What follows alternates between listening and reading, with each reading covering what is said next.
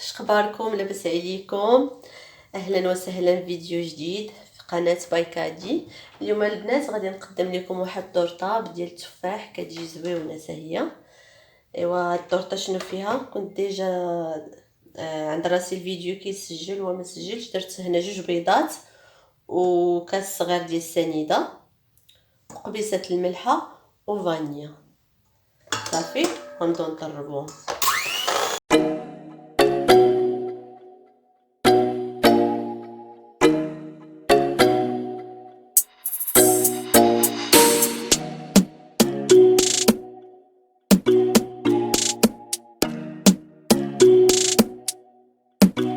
البنات من بعد طربنا كيف ما قلت لكم البيض والسنيده وفاني وقبيصه الملحه. غادي نحكو شويش الحامض هنا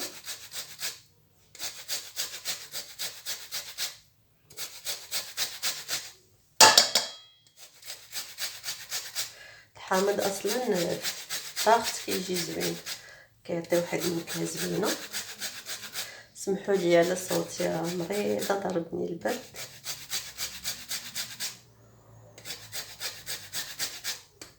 صافي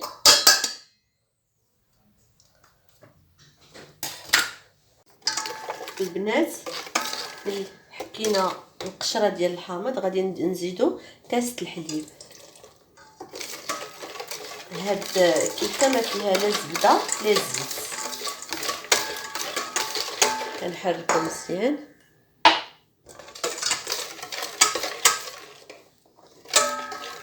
كنديرو تقريبا زلافه صغيره ديال الفورس.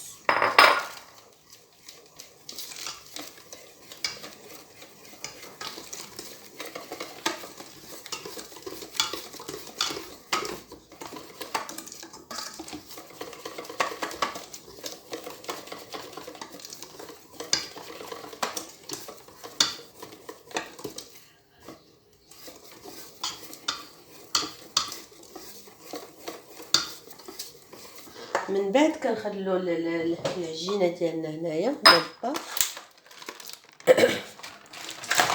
كنجيبو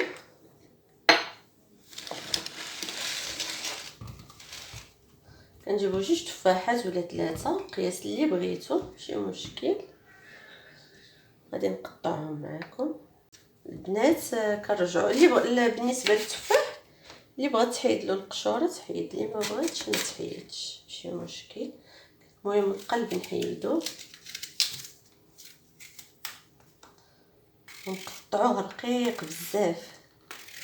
اللي عندها هذاك الموس ديال التقطاع رقيق احسن، اللي ما عندهاش ماشي مشكل دير بحال الموس عادي.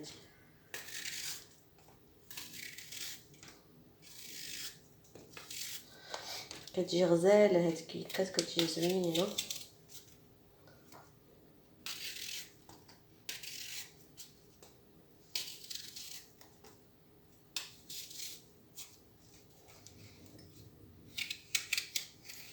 صافي كنبقاو بهاد العمليه بحال هكا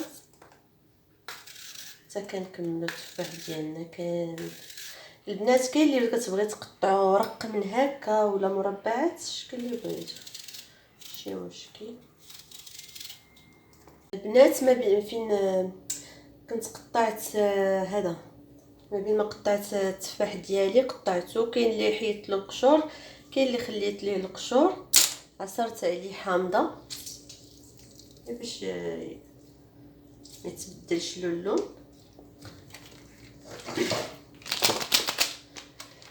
بالنسبه هنا ما قلتش لكم ديروا خماره، يلا غادي نديرها غير وحده. صافي كنحركها عاود مزيان.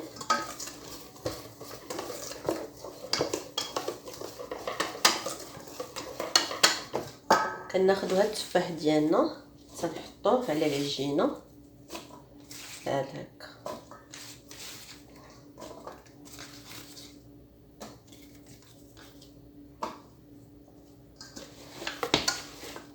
صافي ناخذ معلقه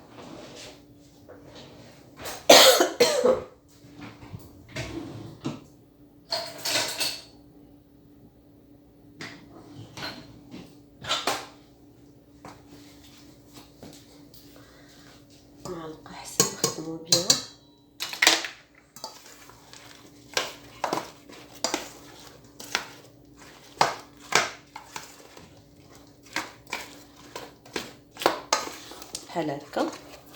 شتيو هنا المول ديجا دهنتو بالزبده، ما غاديش نرش عليه الدقيق، غادي نرش عليه السنيده. هانتوما كما كتشوفوا غندير عليه السنيده.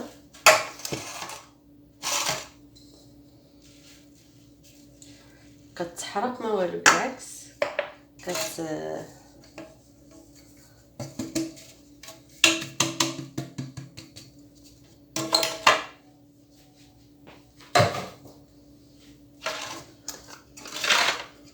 صافي. وكنخوض كنفرغوا هادشي اللي درنا العجينه ديالنا بالتفاح.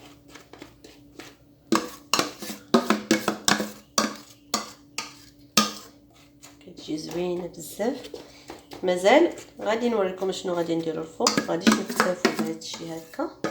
اللي بغات هكا وتدخلها الفران راه كتجي زوينه. دير لها هكا وترش عليها واحد الرشيشه ديال السنيده من الفوق مع شويه القرفه، راه تتجي زوينه.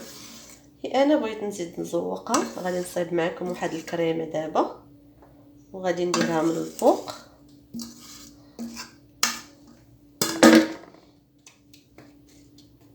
عاد باش ندخلها الفران. هانتوما البنات كما كتشوفوا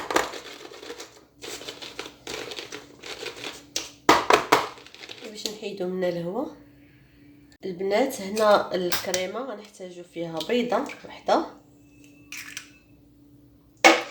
غادي نحتاجو فيها السنيده وناخذ تقريبا معلقه ديال السنيده. غادي نحتاجو فيها عاود هذا النشا تقريبا معلقه. غادي نحيدو هكا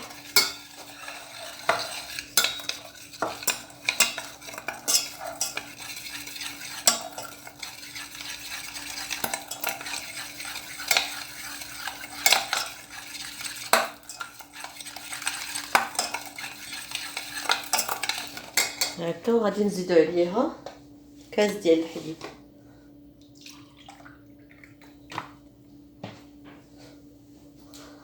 غادي نزيدو عليها كاس ديال الحليب.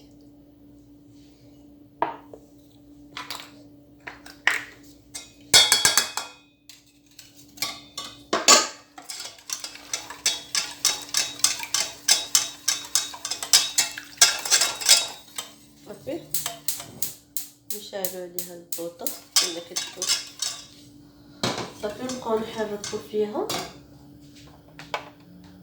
نقرب لكم واحد شويه.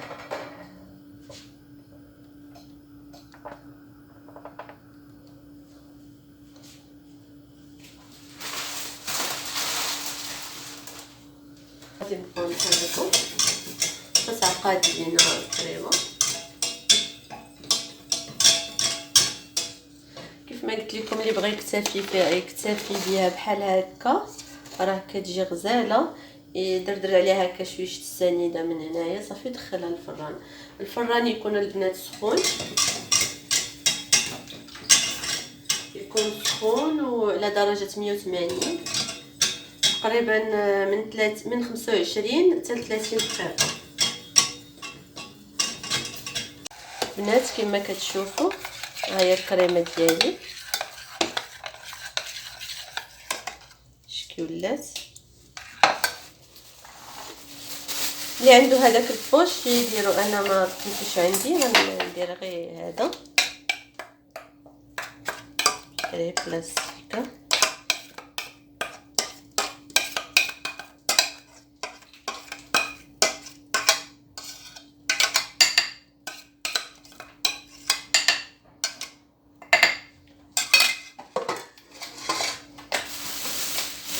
كناخدوها بحال هكا.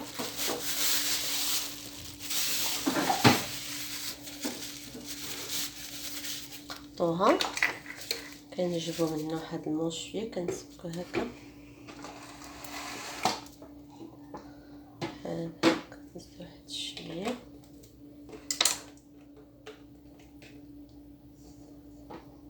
شنو كنبداو نزوق، ندير غير خطوطه كما كتشوفوا.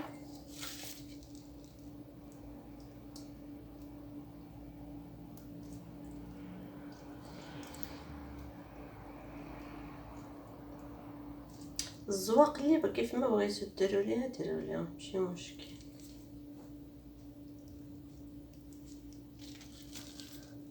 كنجيو هكا كنعكسو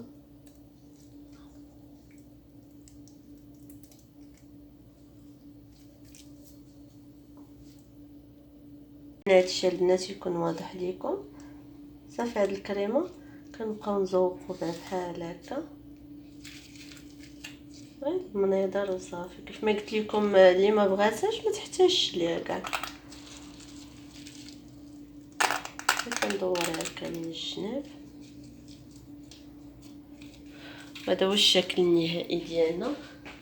كيف ما كنقول لكم شويه اي باش تحمر شويه السنيده هكا باش تحمر من فوق، كتجي تعطيها واحد اللذه حتى هي.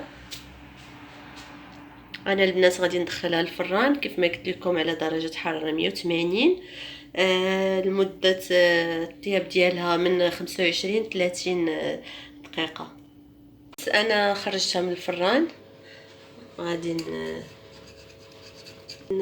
شوفوا ضروري دوروا عليها هكا باش لا جيتو تحلوها ما توحلش ليكم. هنا حيدتها من الماء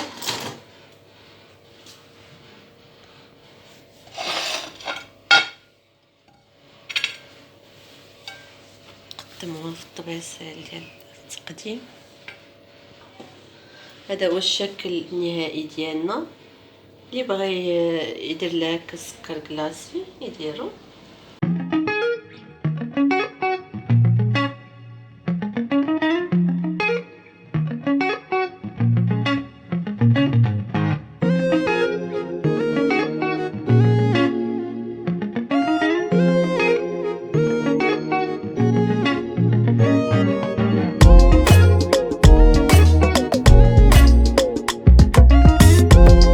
هذا هو الشكل النهائي. الطورطه ديالنا هي هذه بالتفاح والكريمه من الفوق كتجي غزاله.